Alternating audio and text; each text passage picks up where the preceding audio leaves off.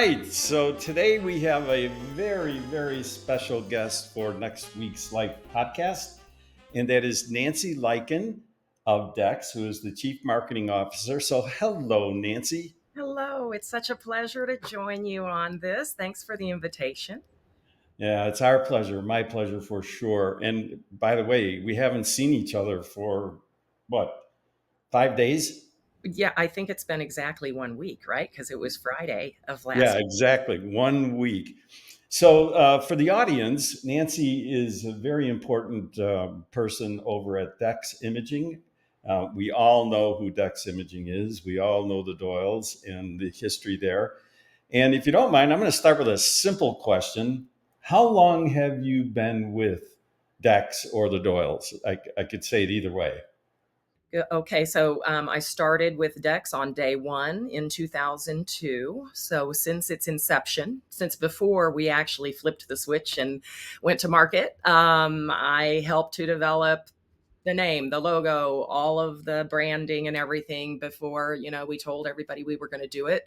We were in a little Butler building on Cypress in Tampa, and we didn't have desks. And, we were using the copy machine boxes turned upside down to write on things. And it was really exciting.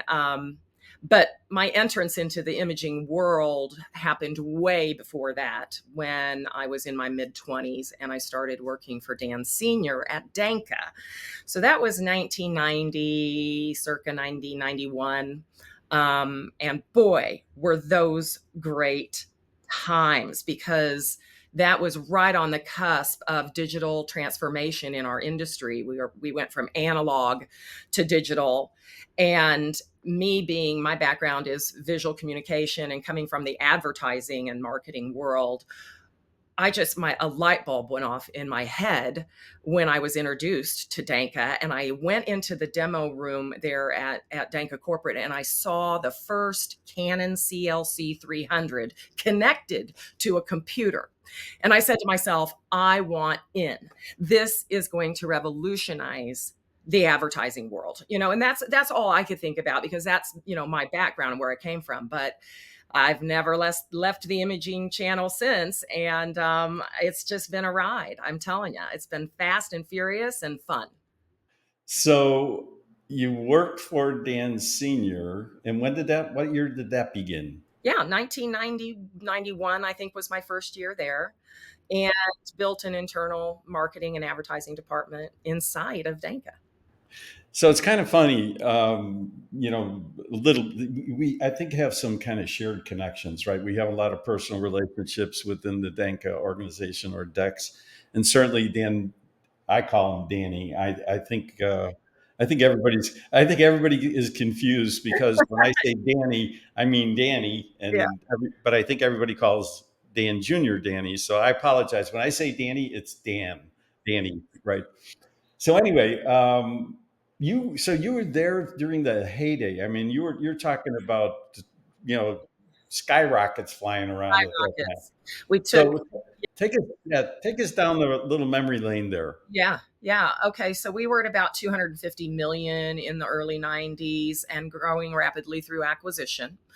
And I think in 1993 or 94 we went public.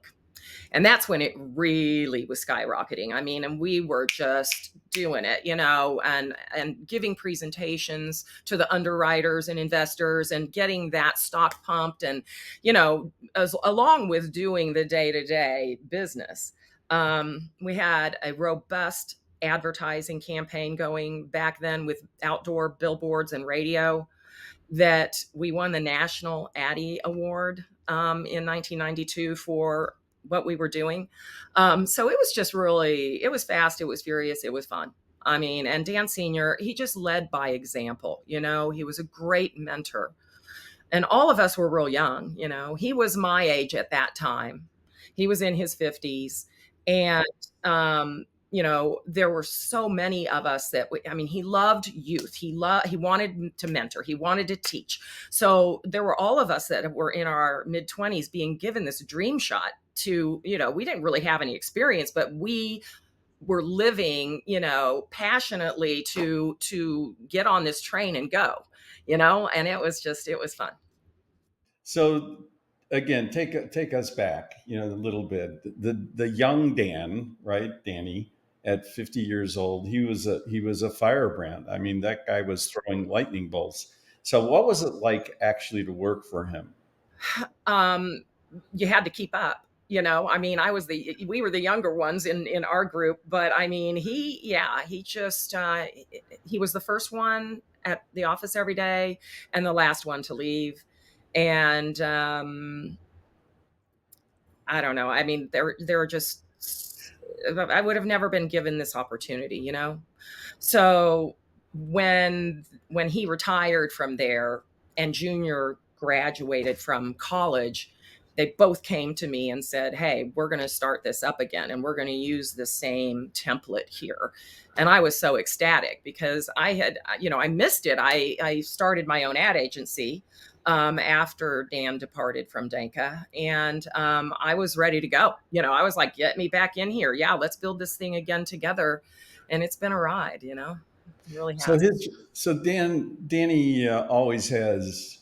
I mean, he has a following. I mean, this guy. Yes, he I mean, does. oh my God. So He's a legend. what are some of the most influential things, in your life that you feel like he really made a difference in your life? What are some of the things you learned or that he guided you toward? I know it might not seem like it now, but I was very shy when I first started at Danka, and I have a very fair complexion, and I would have to get up and give presentations, and my face would turn all red. And, and it would be obvious to everybody. And so he would pull me aside and say, "Don't even worry about what it is you're going to say. As long as you say it with enthusiasm and confidence, everybody's going to love you.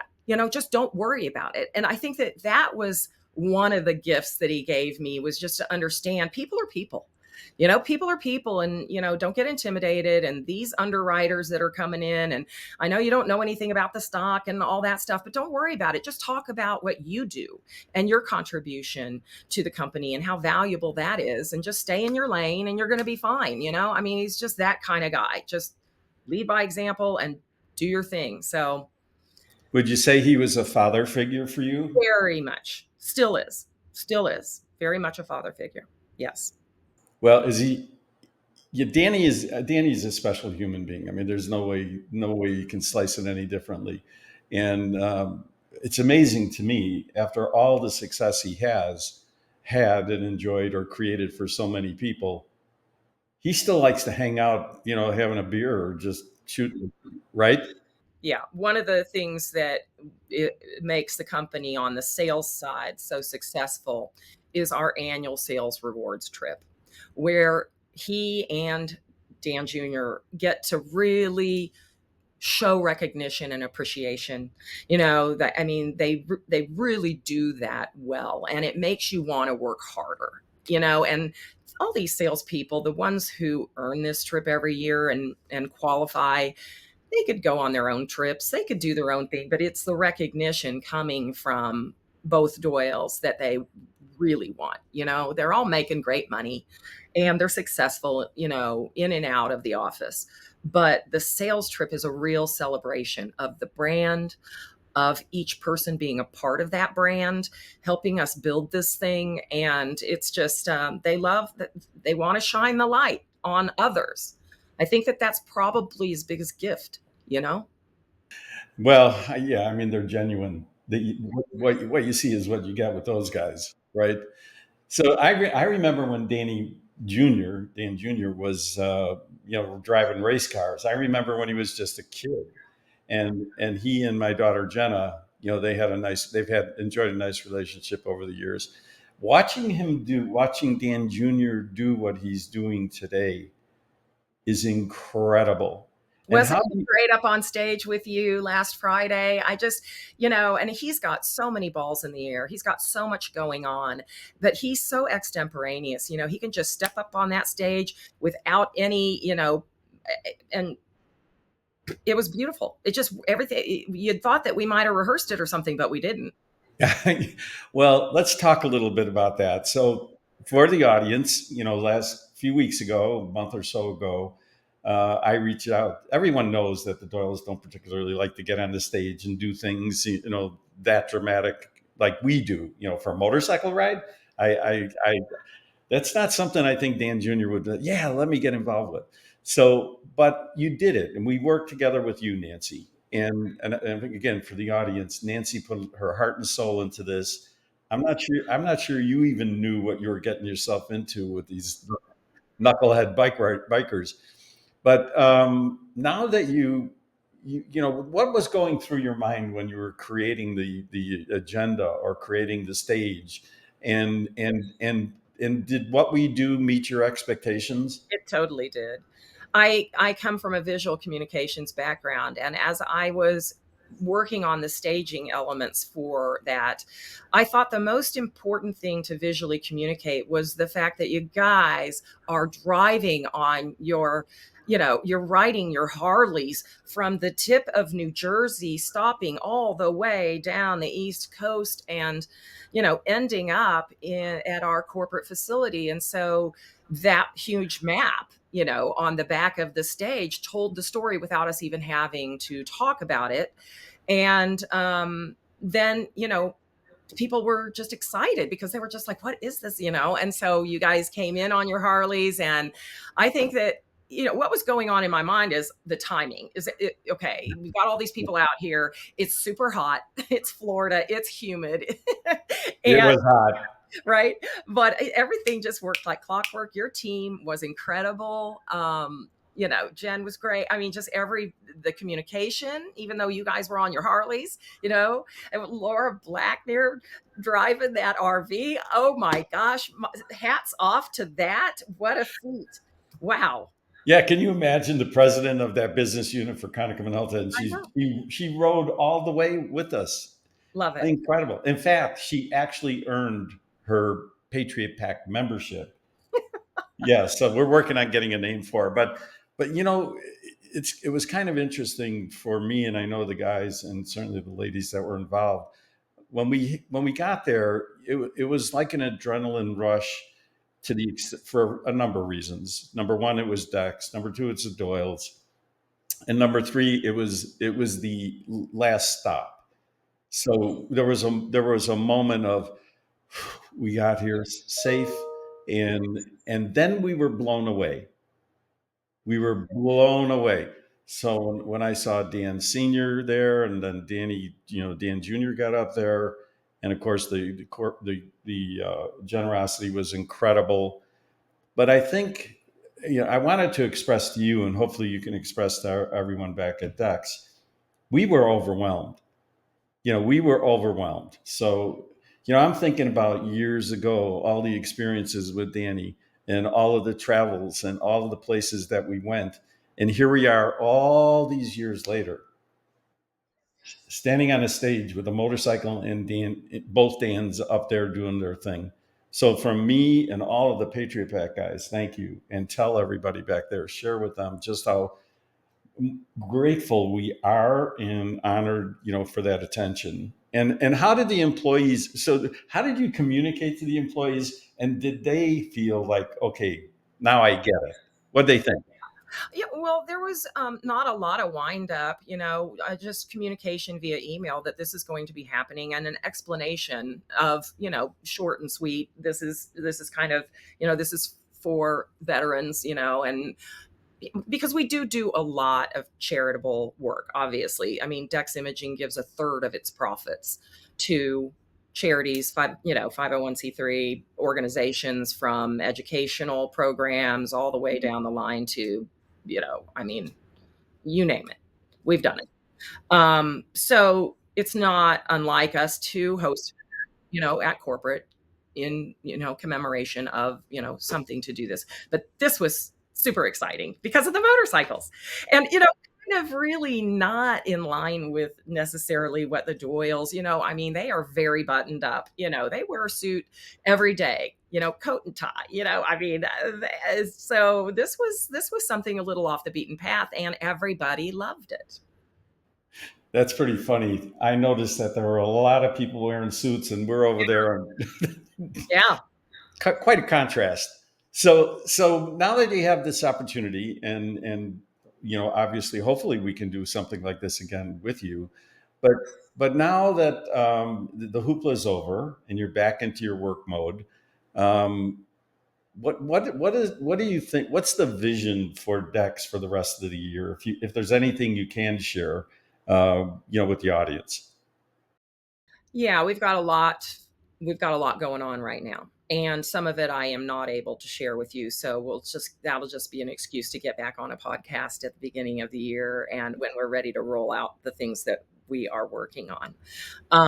But we want to be the premier, biggest, baddest, you know, imaging and technology company in the industry. That's the goal. And so, acquisitions are, in order. There's a lot of consolidation, mergers and everything happening in our industry, and everybody's vying for the same, thing. So, you never know until the contract is signed. You can go into negotiations thinking this is going to work, we're going to close, and then somebody else comes in and snatches it. But we will continue to go through acquisition. And the biggest thing I think that's happened this year is that the Doyles bought back their company from Staples. I mean, that was a huge thing.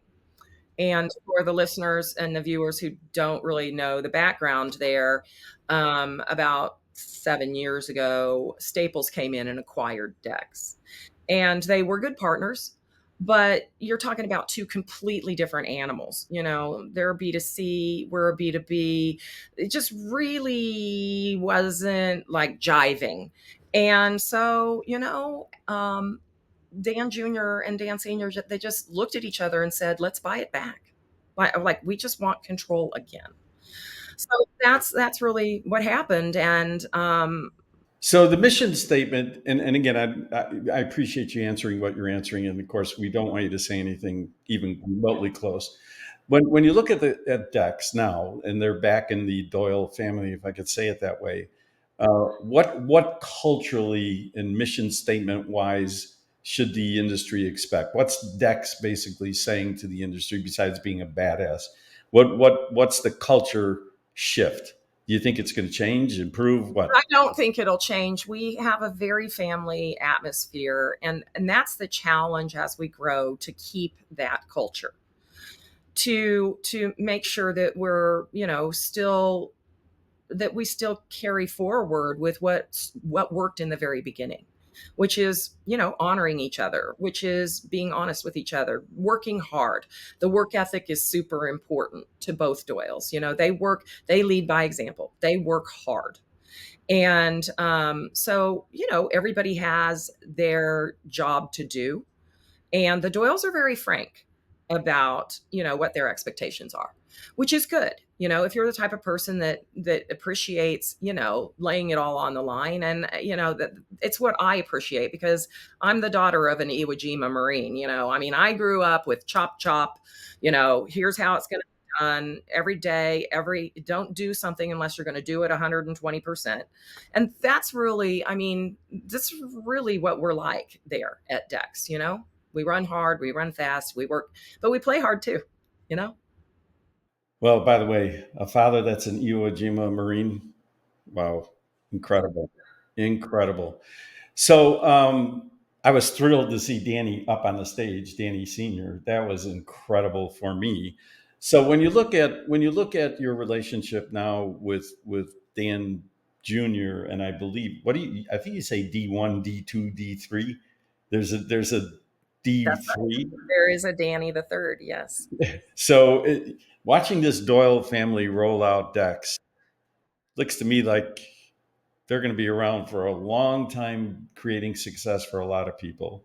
Yes, they So, have great family pride, and they've been successful, in this industry, not just once, but twice. So Danny the third is coming into the fold, and it's exciting, to have him along for the ride too. I've known him since he was born. So it's just an interesting evolution to have him finally of the age where he's stepping in. And it's great. I mean, Dan Sr. is like a father. Dan Jr. is certainly like a brother. I mean, we're not too far apart in age. And so I've known him ever since I started working for his dad, and he was in, junior high school. So it's a great dynamic, I mean, and don't get me wrong, they can be difficult, their expectations are very high. But you always know what you're going to get. You know what I mean? There's no surprises. Yeah, and it's all, at least my experience with the Doyle family has been high integrity, and they don't take BS well, right? So they can smell a BSer a mile away, and but the integrity and trust part of them, I think that's what's always struck me over the years. If you treat them with respect and integrity, you're going to get it back in multiple ways. So now, are they still in the same? Do they still have the same conference or the office setup where Yeah, they they can? face each other, and then there's a small conference room in the middle, and it can get heated in there. I was just going to I mean, say trust that. me, it can get heated between father and son, fist pounding kind of, you know. But you realize it's just because they're passionate and they care. I mean, it's actually electric to be around that. Yeah, yeah. Well, everyone is so polite nowadays, right? Oh, you got to be so. I have a feeling they're polite, but they're more concerned about getting it done, right? So, what else can you tell us about you? What is your future looking like? Well, I never dreamed coming out of college that I would have the opportunity to build some brands that are iconic from scratch. So, being a visual communications person, coming from that world, the advertising and marketing, this has been just such a great ride. And being able to put my logo on race cars, go to the races and entertain clients, share in the excitement of that with our customers. I mean, it's all encompassing. Taking, when the Tampa Bay Lightning wins the Stanley Cup, when the Florida Panthers wins the Stanley Cup, when the Capitals win, uh, Washington Capitals wins the Stanley Cup, we are there. So we take 80% of our advertising dollars and throw it into sports marketing so we can offer DEX experiences, is what we call it. DEX experiences for our customers, and it really does help further our brand. What I see for myself is to ride this train as long as I possibly can. The Success Express. I want to be a part of it. It's been a thrill to be a part of it. I've been a part of creating it. And it's all started with Dan Sr, but Dan Jr, I mean, he's incredibly sharp and really cool to work for. Well, I mean, that's very well said what you just said. And having the opportunity to work with the Doyle family, junior, senior, and now the third, my God, what a wonderful experience that has to be. And I can't imagine, there's only a handful of people that can have it. So good for you. Yeah, I pinch myself Yeah. often. And I think, so if there's a message, I think it's safe to say the world is a little strange sometimes, right? At least lately, yes. Occasionally unusual. What is your hope? What message do you, Nancy, not Dex or the Doyles, what message do you send to all of us in the audience? And what kind of thing would you like to see us improve? What's your hope for us? Are you talking about the country, or are you talking about humanity, or are you talking about? Yeah, well, let's kind of make it simple. Just talk about humanity in general, right? What is it you would like to see improve? I think social media has been really bad, even though I am in charge of social media for DEX Imaging, in that people hide behind it and get aggressive, and the anonymity has been bad. We need to step back and get back to being kind. We need to step back, and you can get your job done without, being a jerk. And I just think that the the social media stuff has been not necessarily good. You know, you need to, if you're going to say it to somebody's face, and do it with kindness. Everybody needs constructive criticism, and but tolerance is what we're lacking. Humility is what we're lacking. Everybody is kind of mean, and there's all this infighting going on all the time, and you have to stake your, I'm on either this side or that side. And I don't know, compromise is really kind of what has happened to in this country to make us who we are. So Yeah, I love what you just said, and it's absolutely true. Kindness goes a long way. Mutual respect. I mean, this isn't hard, right? My we have parents, and they taught us certain things. And you're right. I think the ambiguity of the internet is just it could work against us. So I'm proud of you. Good absolutely. message. Yeah, thank you. So, final question I always ask my friendly guests, not all guests, my friendly guests. Um, what's your favorite Frank Sinatra song? Ooh, could there just be one? I don't know. Let me tell you something. I'm going to tell you that my favorite album, because Frank Sinatra had such swagger, and his phrasing and his extemporaneousness was so incredible live at the Sands with the Count Basie band. That is my favorite. I know every lyric of every song, and the phrasing, and just the way that he does it.